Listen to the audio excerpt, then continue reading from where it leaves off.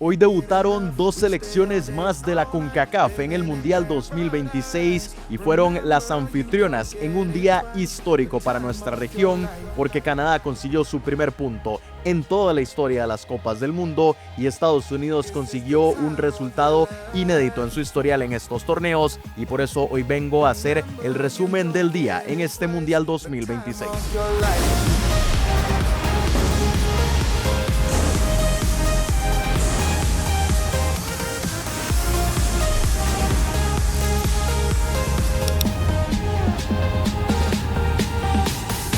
Bueno, y ya se inauguró de forma oficial esta Copa del Mundo 2026. Se dieron los actos protocolarios tanto en Toronto, territorio canadiense, como en Los Ángeles, en los Estados Unidos, para que ya los tres países anfitriones pusieran a rodar el balón en sus territorios y también sus selecciones debutaran respectivamente en este mundial. Hoy, como les decía, resultados que tal vez no fueron los mejores, sobre todo por cómo se dio el desarrollo. Estoy hablando del partido de Canadá, porque se pudo haber conseguido un 3-3 en victorias, dependiendo de lo que hubiera conseguido la selección Canuck, que no pasó del empate y que esto también le significa un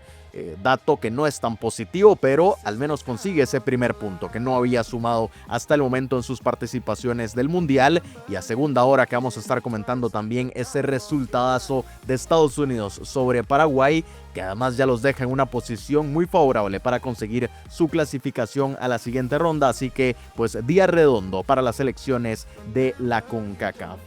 Vamos a iniciar con el resumen de lo que hizo Canadá en Toronto en el BMO Stadium, o supongo que conocido como Toronto Stadium. La verdad es que ni me he fijado cómo le llama la FIFA a los estadios. Ya aquí sabemos cómo se llaman porque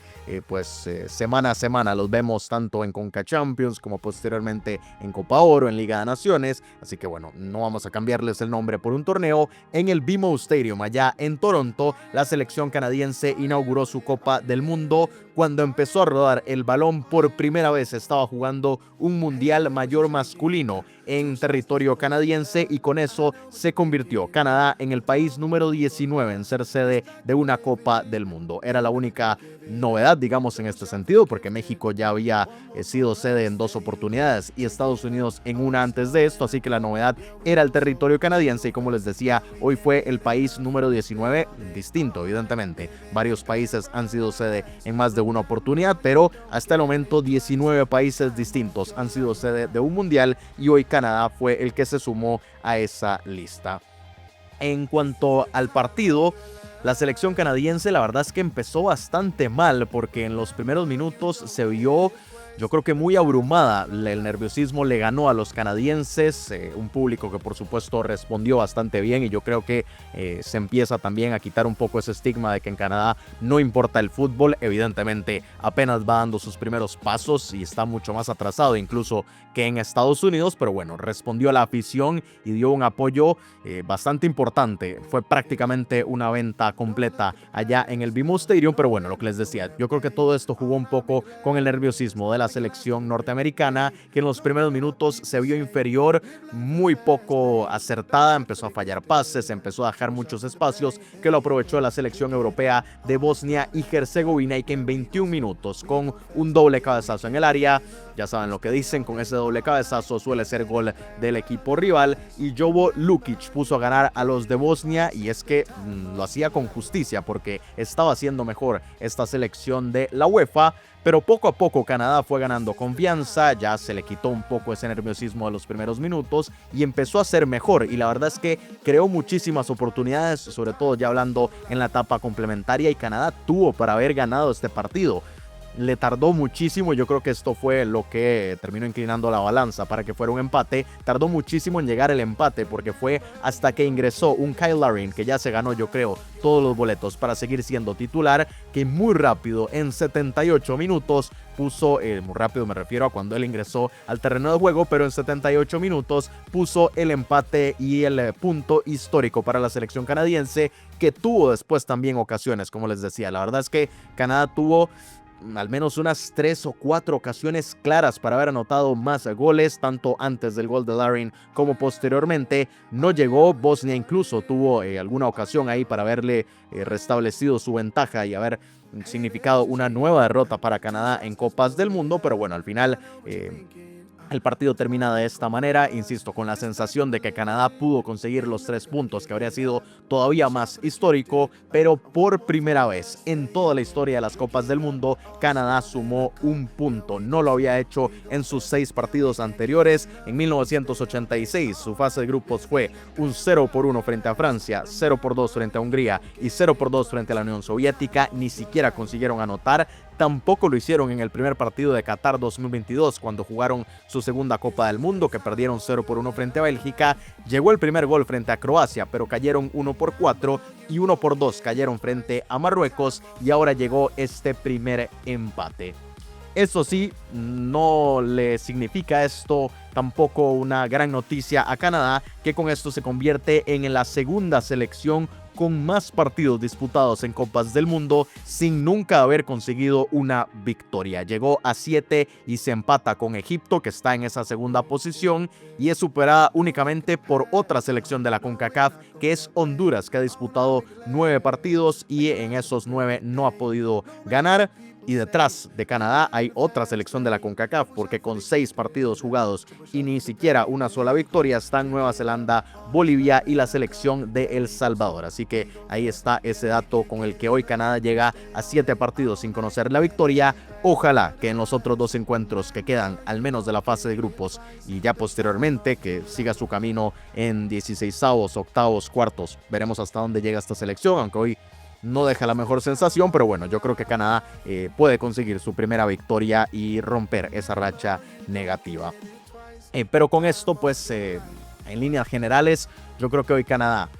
no diría que le hizo falta a Alphonso Davies, porque no creo que fuera por ahí donde no se vio tan bien. Es más un tema de definición, más un tema de cabeza, de ya sentirse con claridad, porque Jonathan David en el primer tiempo tuvo una que tenía que ser gol, sí o sí, no había forma de fallar esa ocasión, y bueno, eso dio pie a que posteriormente Bosnia se pusiera en ventaja, que les costara muchísimo empatar, y de no ser porque entró Kyle Larin a conseguir ese 1-1, se hubieran llevado un resultado muy negativo en el inicio de este grupo. Pero bueno, al final de esta manera es que se desarrolló el partido, que deja la tabla de este segundo grupo, el grupo B, de esta manera: tanto Canadá como Bosnia, que suman sus primeros puntos, Qatar y Suiza, que tendrán que jugar el día de mañana para ya completar la primera jornada de un grupo B, que así tendrá su jornada número 2. Lo están viendo en pantalla. Será el próximo 18 de junio cuando Canadá se enfrente en Vancouver, en el BC Place, a la selección de Qatar, mientras que Suiza lo hará frente a Bosnia y Herzegovina en ese duelo de selecciones de la UEFA. Así será ese segundo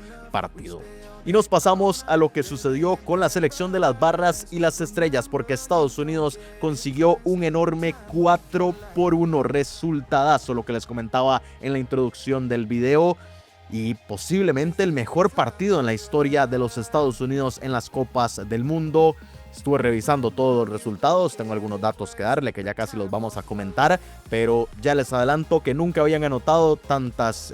veces en un solo partido esta selección de los Estados Unidos, que fue dominante prácticamente los 90 minutos. El primer tiempo fue un concierto de la selección de Estados Unidos. Paraguay ni se presentó, fueron los primeros 2-3 minutos donde Paraguay se asomó, y a partir de ahí Estados Unidos hizo así. No hubo nerviosismo, contrario a lo que le sucedió a la propia selección de Canadá. Estados Unidos conectó con su público en el SoFi Stadium de Los Ángeles, sintió la emoción, y aquí es en donde pues voy a comentar una cosa que yo creo que es bastante impopular, que para mí los partidos, o bueno, no es impopular porque lo he escuchado en muchas partes, los partidos y el fútbol son un estado de emociones, porque cuando se siente cómodo, cuando van saliendo las cosas, pues eso progresivamente hace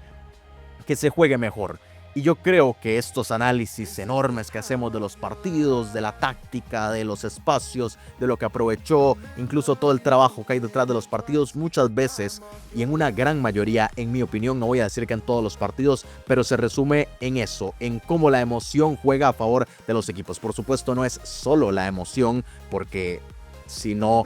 pues habría muchos resultados que no tendrían sentido, y por algo el fútbol es bastante lógico en que los que tienen mayor calidad son los que suelen ganar, pero sí creo que la emoción juega un papel muy importante, sobre todo cuando las diferencias no son tan grandes, y en este caso creo que Estados Unidos se comió a Paraguay y sucedió en ambas vías, tanto lo cómodo que se sintió Estados Unidos como Paraguay, que se sintió muy abrumada porque una y otra vez le estaban robando las espaldas de sus laterales, le estaban haciendo pases entre líneas, estaba Estados Unidos haciendo lo que quería, y Christian Pulisic, que para mí fue una de las figuras del partido, y creo que se evidenció porque su salida en el medio tiempo cambió mucho el partido, pero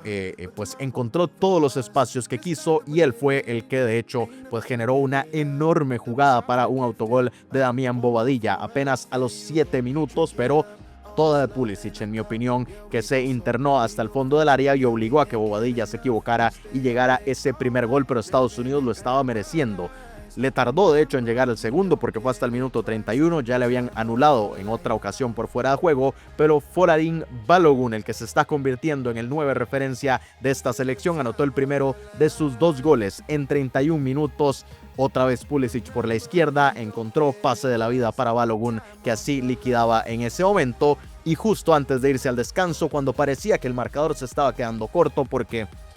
aquí incluso en la transmisión del partido creo que muy acertadamente lo comentaban, que la diferencia con Estados Unidos es que parecía querer sí hacer sangre de un rival que se vio indefenso, que no sabía cómo hacer, contrario a la selección mexicana, que el día de ayer en su partido contra Sudáfrica vio cómo los africanos estaban completamente perdidos y no fue a atacar más, no fue a conseguir más goles, que incluso le hubieran resuelto el partido bastante más temprano. Pero a Estados Unidos no le estaba saliendo